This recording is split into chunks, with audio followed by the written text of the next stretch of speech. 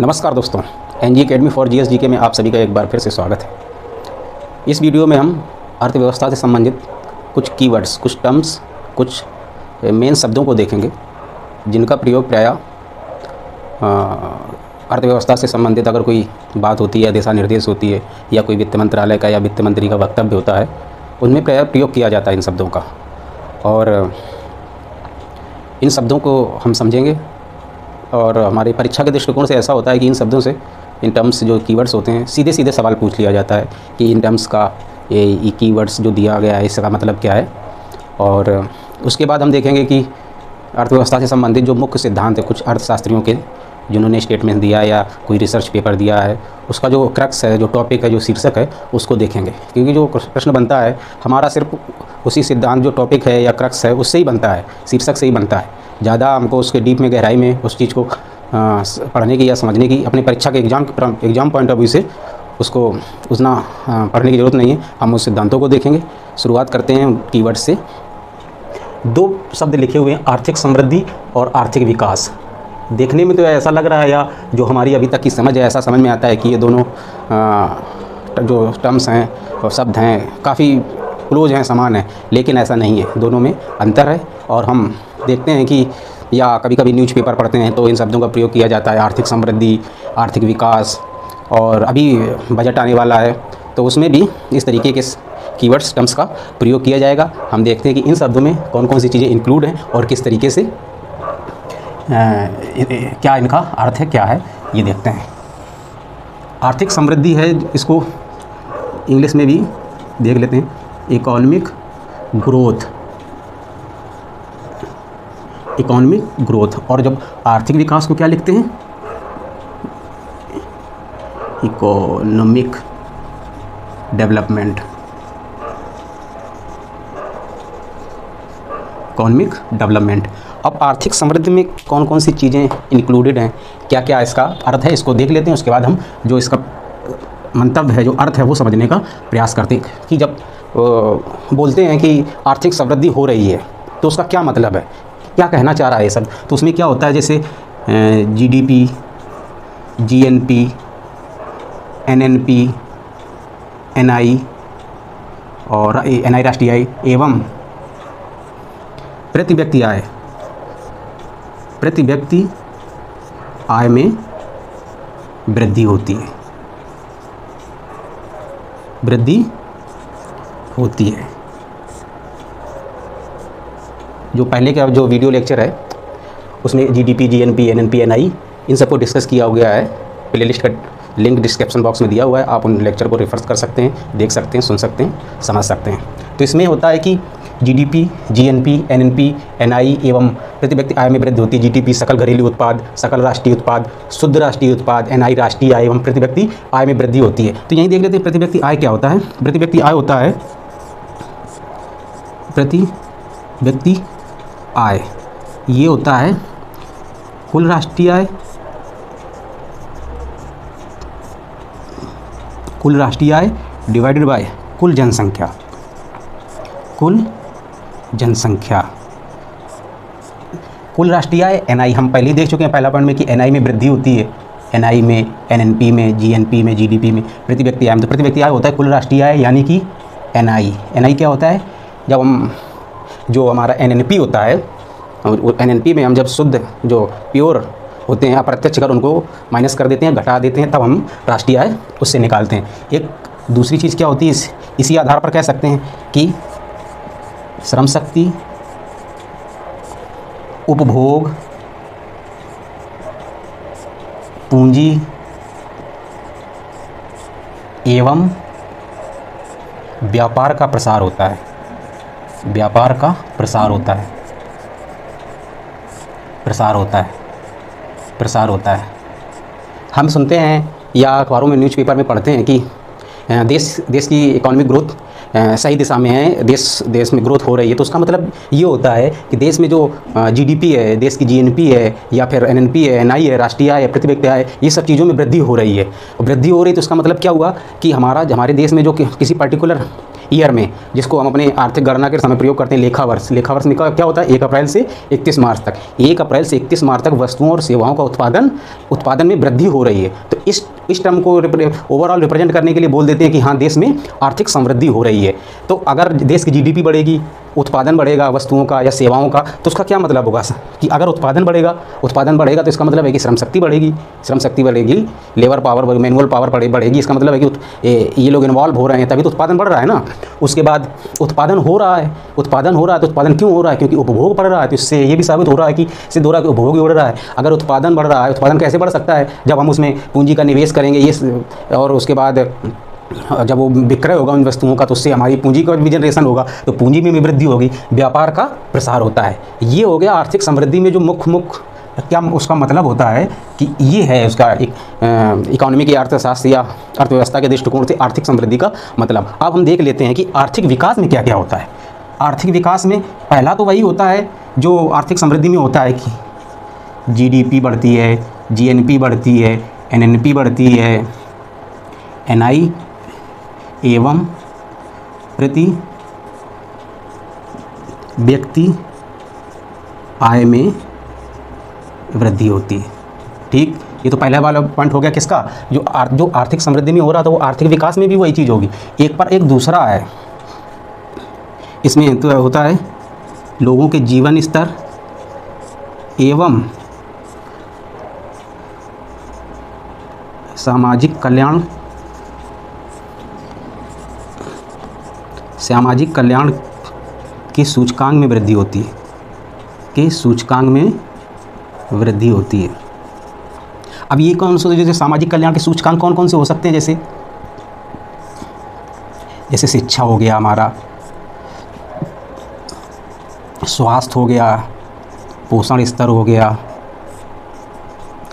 तो ये सब चीज़ें होती हैं जो सामाजिक कल्याण के जो सूचकांक होते हैं, वो इससे सिद्ध होता है कि हाँ, शिक्षा में वृद्धि हो रही, स्वास्थ्य में वृद्धि हो रही, पोषण स्तर में वृद्धि हो रही, स्वच्छता में वृद्धि हो रही। तो ये हमारे जो सामाजिक कल्याण के सूचकांक होते हैं वो आर्थिक विकास में होते हैं। अगर आप ध्यान दिए होंगे कि जैसे कि जो ये दो टर्म है जो प्रयोग करने वाले जो समूह हैं वो भी अलग अलग हैं। आर्थिक समृद्धि, इसका प्रयोग ज़्यादातर वही लोग करेंगे जो अर्थशास्त्री होंगे या अर्थव्यवस्था की बात करने वाले होंगे, और आर्थिक विकास की बात जो शब्द होगा वो एक सामान्य आम नागरिक बोलेगा। उससे अगर कहीं जैसे कहते हैं कि अभी जैसे चुनाव का समय होता है तो जैसे रिपोर्टर्स जाते हैं तो गाँव में पूछने जाते हैं कि और बताइए चाचा आपके यहाँ कैसा चल रहा है, तो नहीं वो कहते हैं कि यार हमारे यहाँ कोई विकास ही नहीं हुआ है। वो कभी समृद्धि वाला शब्द इस्तेमाल नहीं करते, वो हमेशा यही कहते हैं कि अरे हमारे यहाँ तो कोई आर्थिक विकास ही नहीं हुआ है। तो उसका मतलब यही होता है कि हमारे यहाँ ना शिक्षा, स्कूल हमारे यहाँ ख़राब है, स्वास्थ्य के लिए कोई व्यवस्था ही नहीं है, दूर जाना पड़ता है अस्पताल में, पोषण स्तर भी, खाने पीने का कोई ऐसा वो नहीं है, स्वच्छता का भी, नाली आली गंदगी सड़क ये सब खराब रहता है। तो वो लोग आर्थिक विकास शब्द का इस्तेमाल करते हैं, आर्थिक समृद्धि का इस्तेमाल नहीं करते हैं,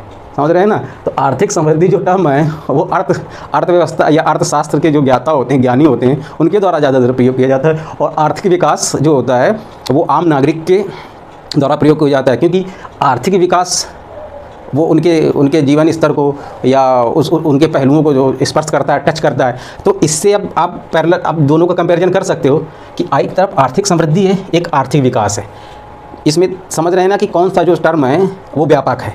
आर्थिक समृद्धि में तो सिर्फ है कि हाँ ठीक है, वस्तुओं का उत्पादन बढ़ रहा है, सेवाओं का उत्पादन बढ़ रहा है, प्रति व्यक्ति आय बढ़ रही है, लेकिन इन सब का लोगों पे क्या प्रभाव पड़ रहा है, लोगों पे प्रभाव पड़ रहा है कि नहीं पड़ रहा है, इसके बारे में आर्थिक समृद्धि खामोश है, उसके बारे में इसकी जानकारी नहीं मिलती। जबकि आर्थिक विकास में तो ये अगर होता है कि देश का विकास हो रहा है तो उसमें इसका मतलब ये है कि देश में जीडीपी बढ़ रही है, जीएनपी बढ़ रहा है, राष्ट्रीय आय बढ़ रही है, प्रति व्यक्ति आय बढ़ रही है, उसके साथ साथ लोगों के जीवन स्तर में भी बदलाव आ रहा है। तो इससे हमको सिद्ध होता है कि आर्थिक विकास जो टर्म है, जो वर्ड है, वो आर्थिक समृद्धि से ज़्यादा व्यापक है। हुआ कि नहीं हुआ? क्योंकि पहला वाला काम तो दोनों में हो रहा है, पर लोगों के पहलुओं को, लोगों के जीवन स्तर में जो बदलाव ला रहा है वो आर्थिक विकास से साबित हो रहा है, सिद्ध हो रहा है। तो इससे साबित कह सकते हैं कि अगर देश में आर्थिक विकास हो रहा है तो आर्थिक समृद्धि भी होगी या हो रही होगी।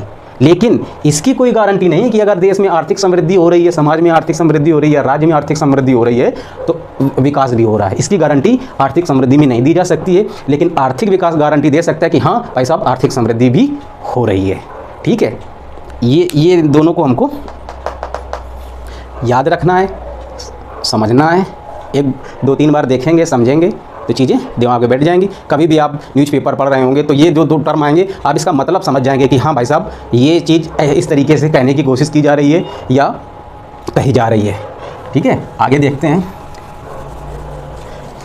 कि कभी होता है ना कि अभी जैसे आएगा बजट आएगा तो आप उसमें ये दो टर्म देखेंगे, या जैसे कि किसी वस्तु या सेवा का जो मूल्य होता है या राष्ट्रीय आय होती है उसका आकलन करने की कीमत जो होती है किस मूल्य पे की जाती है, आज की कीमत पे की जाती है या कल के कीमत पे या आने वाले कल की कीमत पे की जाती है। तो इसके लिए दो तरीके के मेथड इस्तेमाल किए जाते हैं कि किसी वस्तु या सेवा का जो मूल्य आकलन किया जाता है वो दो आधार पे किया जाता है। एक आज प्रचलित उसको बोलते जो आज कीमत है किसी वस्तु या सेवा की उसके आधार पर उसका क्या मूल्य है, और एक रखते हैं रेफरेंस पॉइंट कि हाँ पर्टिकुलर डे में, जैसे आप ऐसे समझिए कि जैसे आप कि आज सब्ज़ी लेने गए क्या कि टमाटर मिला कुछ 20 रुपये पर केजी, एक हफ्ते बाद चले गए अब तो मिला कि 40 रुपये पर केजी, समझ रहे हैं ना। तो आप क्या कहते हैं, अरे यार टमाटर बहुत महंगा हो गया। तो आपने कैसे बोला टमाटर महंगा हो गया, क्योंकि आपने एक हफ्ते पहले को आधार बना लिया था कि यार एक हफ्ते पहले तो 20 रुपये केजी था, आज 40 रुपये केजी हो गया। तो दो तरीके से कीमत में आपने तुलना की, आज प्रचलित जो आज बाजार का मूल्य है जिसको बोलते हैं प्रचलित मूल्य, और जो आपने आधार लिया एक हफ्ते पहले का उसको बोलते हैं आधार मूल्य। तो अगर किसी वस्तु या सेवा का मूल्य आज की कीमत पे आंका जाता है और नहीं तो आधार वर्ष के भी कीमत पे आंका जाता है तो उसको बोलते हैं प्रचलित बाजार मूल्य। जो आज किसी वस्तु या सेवा का मूल्य जो आंका जाता है और जो आपने रेफरेंस लेते हैं आधार वर्ष लेते हैं, वस्तु या सेवा का मूल्य मापन कैसे करते हैं, मापन इसके लिए करते हैं आप एक बोल लिखते हैं कि आधार वर्ष आप ले लेते हैं, एक आधार वर्ष वो एग्जाम्पल के लिए बता दिया कि वीक के लिए, लेकिन जो अर्थव्यवस्था के दृष्टिकोण से लिया जाता है तो उसमें एक आधार वर्ष लेते हैं। आधार वर्ष के मूल्य के आधार पर, आधार वर्ष के मूल्य के आधार पर प्रचलित बाजार मूल्य के आधार पर, प्रचलित बाजार मूल्य के आधार पर, ठीक है, प्रचलित बाजार मूल्य के आधार पर। अभी हम जैसे बजट आएगा, बजट में आएगा या पुराना बजट आप देखोगे तो जैसे भारत के देश की अर्थव्यवस्था का जो किसी लेखावर्ष में अकाउंटिंग ईयर में 1 अप्रैल से 31 मार्च के बीच में वस्तुओं और सेवाओं का कुल मूल्य तो एक दिया जाएगा प्रचलित बाजार मूल्य के आधार पर, यानी कि जिसकी गणना आज हुई है आज की कीमत पे, और उसके साथ ही दिया जाएगा कि जो आधार वर्ष है आधार वर्ष के मूल्य के आधार पर जो जीडीपी आई है या वस्तु या उत्पादन का कुल मूल्य आया है उस आधार वर्ष के आधार पर। तो आधार वर्ष जो हमारा वर्तमान में है वो क्या है 2011-12। तो इसका मतलब ये हो गया कि जैसे बजट आएगा हमारा 2022-23 वाला तो उसमें जीडीपी आएगी जो एक लेखावर्ष में वस्तुओं और सेवाओं का उत्पादन होगा 2022 के जो कीमत होगी उसके आधार पर, और उसके बाद उन्हीं वस्तुओं और सेवाओं का मूल्य आधार वर्ष के आधार पर दिया जाएगा। तो आधार वर्ष की गणना क्या होगी 2011-12 के आधार पर कि कोई वस्तु ली जाएगी, जैसे ट्रैक्टर है, ट्रैक्टर का कुल उत्पादन जो हुआ है अकाउंटिंग ईयर में उसका जो प्रचलित मूल्य यानी कि 2022 में जैसे बजट में लिया जाएगा तो 2022 में लिया जाएगा। उसके बाद जब उसी को आधार वर्ष के मूल्य के आधार पर लिया जाएगा तो 2011-12 लिया जाएगा कि उस ट्रैक्टर का मूल्य 2011-12 में कितना था, ठीक है ना। तो उसके आधार पर तो अब जैसे प्रचलित बाजार मूल्य के आधार पर जो अकाउंटिंग ईयर में वस्तुओं और सेवाओं का उत्पादन हुआ तो उसको बोलते हैं मौद्रिक आय, मौद्रिक आय, ठीक है। और इसके जब अकाउंटिंग ईयर में जो वस्तुओं और सेवाओं का कुल उत्पादन, ये जीडीपी जीएनपी वाला वीडियो आप देख सकते हैं डिस्क्रिप्शन बॉक्स में जो प्लेलिस्ट है उसमें उस वाले वीडियो को आप देख के जीडीपी जीएनपी ये सब समझ सकते हैं। तो जो प्रचलित बाजार मूल्य के आधार पर जो जीडीपी होती है उसको बोलते हैं मौद्रिक आय या उत्पाद या आय, एक ही बात है, ठीक है ना। और जो आधार वर्ष के आधार पर जो आय होती है जीडीपी होती है उसको बोलते हैं वास्तविक आय, वास्तविक आय, ठीक है। इसी को बोलते हैं रियल जीडीपी, रियल जीडीपी, इसको बोलते हैं नॉमिनल जीडीपी, नॉमिनल जीडीपी, ठीक है। और इसमें जैसे कि आप वर्तमान में तो आधार वर्ष 2011-12 है, इसके पहले कितना था 2004-05, ठीक है। और इसके पहले कितना था 1999 से 2000, ठीक है ना। 1999-2000 से किया गया आधार वर्ष 2004-05 में, फिर किया गया 2011-12 में। तो वर्तमान में जो आधार वर्ष है, ठीक है ना, वो 2011-12 है। कई बार ये सवाल प्रश्न पूछा जा चुका है विभिन्न परीक्षाओं में, विभिन्न वनडे एग्जाम में, कि वस्तुओं और सेवाओं के उत्पादन के लिए जो आय की गणना की जाती है किस आधार वर्ष के आधार पर की जाती है, तो हमारा आंसर होगा 2011-12 के आधार पर। ठीक है, ये चीज़ समझ में आ गई होगी। वस्तु और सेवा का मूल्य का जो मापन किया जाता है, जीडीपी का मापन किया जाता है, उसमें दो तरह की कीमतें ली जाती हैं। ठीक है ना, वो दिमाग में याद रख सकते हो कि अगर हम लेने जाते हैं टमाटर या कुछ, तो उस तरीके से भी। तो अगर एक चीज़ और यहाँ से देख लो कि जैसे आपके 2011-12 में किसी वस्तु, जैसे है कि मान लो कि टमाटर का ही ले लो कि 2011-12 में टमाटर का मूल्य 80 रुपये। ठीक है, अगर उसके बाद जैसे आज हमको निकालना 2022 में हो गया जैसे 120 रुपये, तो इसमें देखो उसकी टमाटर की कीमत में अंतर है ना, 80 से 120 हो गया। इसका मतलब उसकी कीमत ज़्यादा हो गई है। ज़्यादा हो गई तो अगर कीमत ज़्यादा हो गई वस्तु की, तो उसको क्या बोलते हैं कि हाँ महंगाई हो गई है, अपने आम भाषा में महंगाई हो गई है। और जब कहीं अर्थशास्त्र में लिखोगे तो उसमें लिखा जाता है मुद्रास्फीति की बात हो रही है।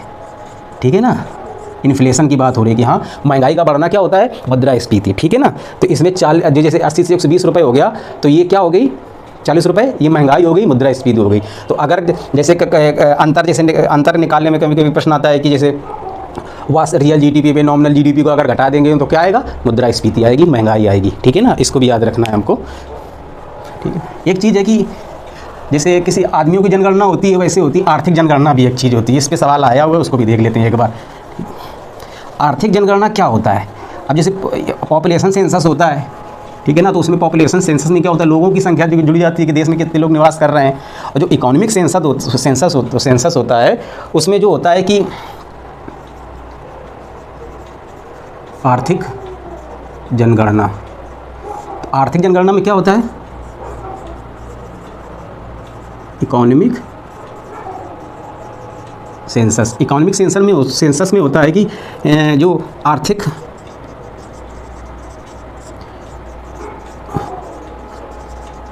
गतिविधियों में सम्मिलित या शामिल इकाइयों की संख्या। इकाइयों मतलब ये जो होती है कृषि से संबंधित भी हो सकती हैं या गैर कृषि, ये दोनों तरीके की इकाइयाँ हो सकती हैं, इंडस्ट्री भी हो सकती है या कृषि का। आर्थिक गतिविधियों में सम्मिलित इकाइयों की संख्या की गणना। ठीक है ना, आर्थिक जनगणना जब होती है, इकोनॉमिक सेंसस होता है, तो उसमें क्या होता है, जो आर्थिक गतिविधियों में सम्मिलित जो हमारी इकाइयाँ हैं, जो कृषि से संबंधित है, इंडस्ट्री से संबंधित हैं, उनकी संख्या की गणना की जाती है। ठीक है ना, जो प्रथम आर्थिक जनगणना हुई थी, प्रथम आर्थिक जनगणना कब हुई थी, 1977 में। और जो अभी हाल ही में जो करंट हुई है वो 7th हुई है, 7वीं, वो कब हुई है, 2019-20 में। ठीक है ना, हमको ये याद रखना है कि हाल जो 2019-20 में आर्थिक जनगणना हुई उसका क्रम कौन सा था, 7th। प्रथम आर्थिक जनगणना कब हुई थी, 1977 में। ठीक है ना, 1977 में। ये प्रश्न पूछा जा चुका है हमारे एग्जाम में, इसको याद रखना है। ठीक है, अब हम देख लेते हैं अर्थव्यवस्था में जो कुछ प्रमुख सिद्धांत हैं, जो संभावना रहती है कि पूछा जा सकता है सीधे सीधे कि ये सिद्धांत किस अर्थशास्त्र से संबंधित है। ठीक है, तो वो उनको देख लेते हैं कि अर्थव्यवस्था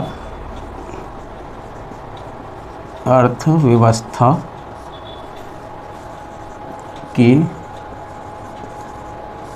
प्रमुख सिद्धांत। ठीक है, एक प्रमुख अर्थशास्त्री हैं जिनको नोबेल पुरस्कार भी मिला हुआ है, भारत के हैं। क्या नाम है उनका, अमर्त्य सेन। ठीक है ना, तो उनके बारे में एक बार देख लेते हैं कि अमर्त्य सेन। ठीक है, अमर्त्य सेन को नोबेल पुरस्कार मिला था अर्थशास्त्र के लिए 1998 में। ठीक है ना, उनकी जो मुख्य जो पुस्तक हैं उनको देख लेते हैं। जैसे है कि गरीबी और अकाल, शायद इसके लिए ही उनको वो गरीबी और अकाल। और एक और उनकी जो एक पुस्तक का नाम है कि जो अभी हाल ही में फिलहाल आई है, हाल फिलहाल में कौन सी पुस्तक आई है उनकी, होम इन द वर्ल्ड।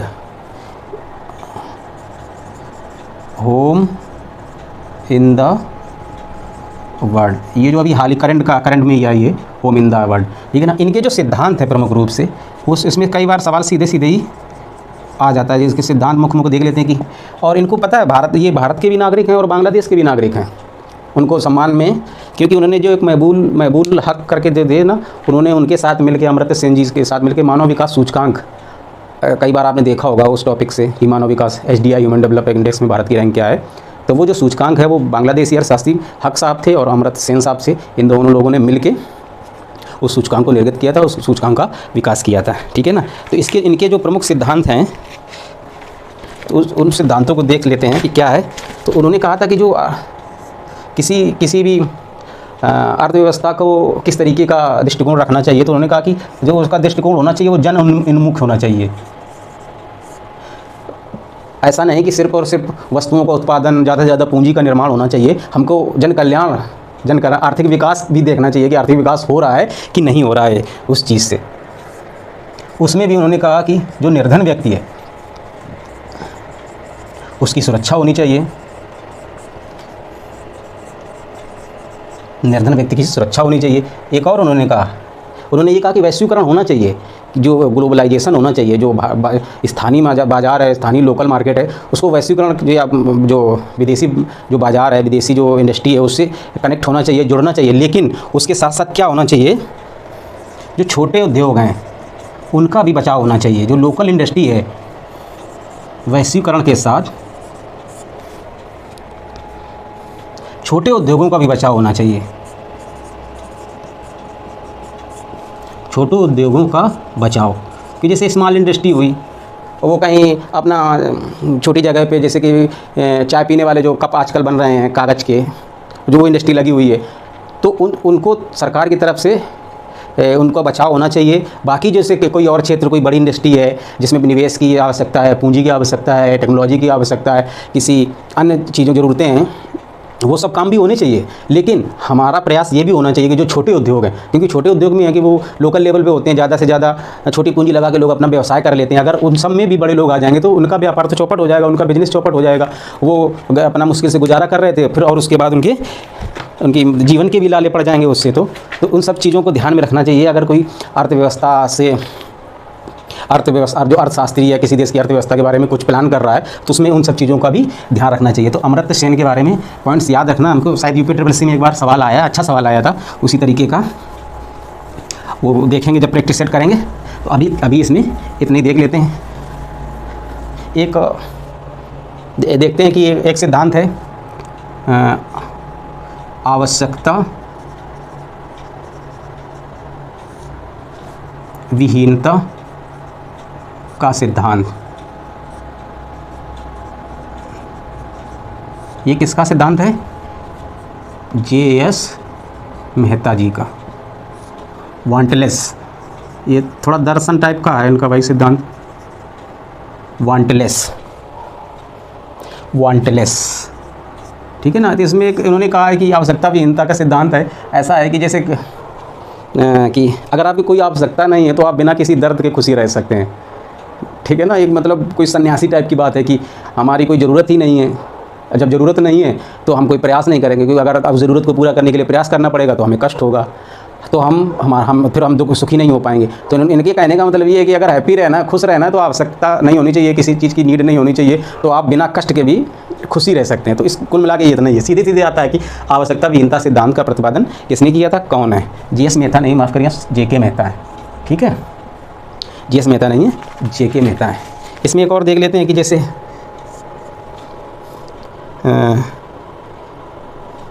कल्याणकारी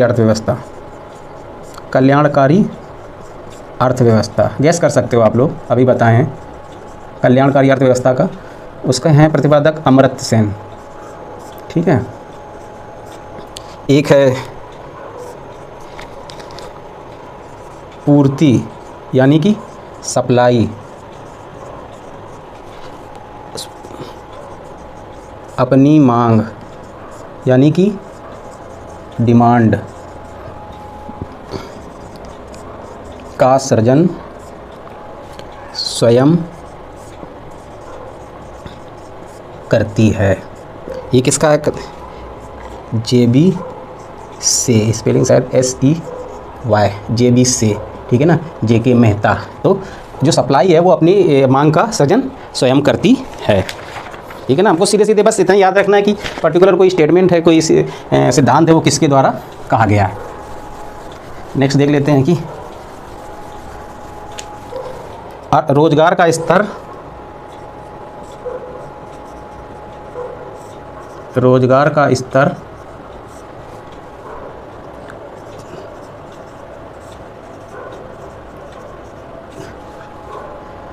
कुल उत्पादन की मात्रा पर निर्भर करता है। ठीक है ना। तो ये किसका, कीन्स महोदय का कथन है। कीन्स महोदय, सीधे सीधे हमको याद रखना। अगर कहीं उत्पादन और रोजगार से संबंधित कोई बात कही जा रही तो अगर विकल्प में अगर कीन्स महोदय दिया हुआ है तो हम उस पर अटेम्प्ट कर सकते हैं उसको। ठीक है ना। अंतर्राष्ट्रीय व्यापार, अगला है सिद्धांत एक अंतर्राष्ट्रीय व्यापार सिद्धांत। अंतर्राष्ट्रीय व्यापार सिद्धांत, ये किसका कथन है, ये मार्शल महोदय का कथन। सीधे सीधे हमको याद रखना है, मार्शल सीधे। अंतर्राष्ट्रीय व्यापार सिद्धांत से संबंधित अर्थशास्त्री हैं, सीधे सीधे विकल्प में आ गया। 4 विकल्प हमको दिए जाएंगे। ठीक है ना। गरीबी का दुष्चक्र दृष्टिकोण, गरीबी का दुष्चक्र दृष्टिकोण, ये है रेगनर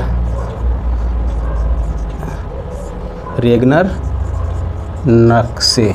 तो इसको याद रखना कि ठीक है ना, गरीबी एक रोग है, तो उससे याद रहेगा रेगनर महोदय। ठीक है ना। रेगनर महोदय इससे याद है कि रोजगार कौन कौन कर रहा है, रोजगार किसको कौन कौन कर रहा है। तो रोजगार कौन, अंतर्राष्ट्रीय व्यापार करने वालों को मार्शलों की ज़रूरत होती है, मार्शलों की जो उनकी बॉडीगार्ड हों। तो उस तरीके से इसको याद करने की ट्रिक की तरीके से ले सकते हो। तो ये टर्म याद रखेंगे, प्लानिंग एंड द पुअर।